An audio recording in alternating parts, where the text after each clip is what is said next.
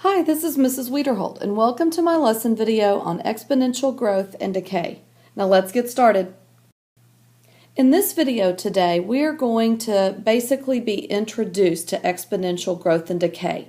We're not actually going to solve any problems in this video, but instead I'm going to talk to you about what the graphs look like for exponential growth and decay and what the equations look like. Models of exponential growth and decay are used in science, business, finance, urban planning. Those are just a few of the areas where the models or equations for exponential growth and decay are used. So now let us look at the graphs before us. Now let's look at the first graph on the left. As you see, its beginning point is up high on the y-axis, and it goes down very steeply at first, and then it slowly tapers off as it moves off to the right. This is called exponential decay. As your independent value is increasing, your dependent value is decreasing. Now let's look at the graph to the right. This one begins very low on the y-axis, maybe even 0. And at first, as it's moving towards the right, its curve is very flat, and then all of a sudden it gets steep as it moves upward.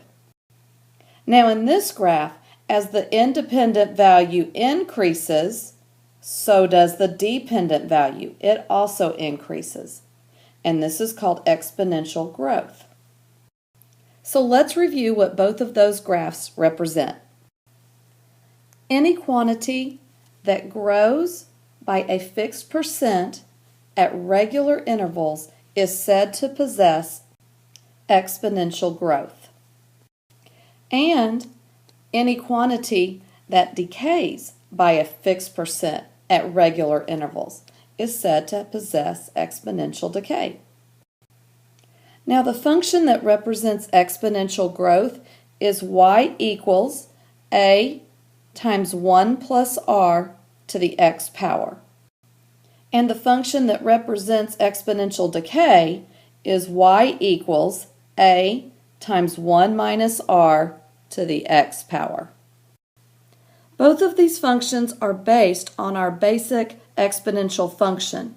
You know, b to the x power equals a, where the 1 plus r or the 1 minus r is the base. And of course the exponent on each of these is the same as in the basic exponential function. Now this a was our argument when we learned about exponential functions and log functions. And that a is represented by y. Now this a right here, this is the variable that represents if your function is going to be vertically stretched or vertically compressed.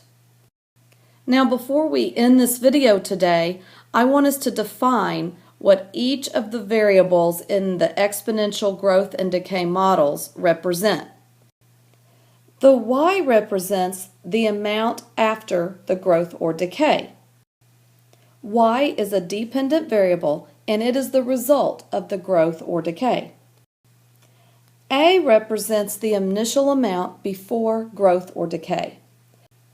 It is the beginning point. R represents the rate of growth or decay, and it is written in decimal form. The rate is kind of like a speed. The higher the rate, the faster it is growing or decaying. Finally, we have X, which represents the time period of the growth or decay. This could be in seconds, minutes, hours, days, years. Any type of time can be represented here. After watching this video, I hope that you feel like you've been introduced to exponential growth and decay. I look forward to working with you again. Bye-bye.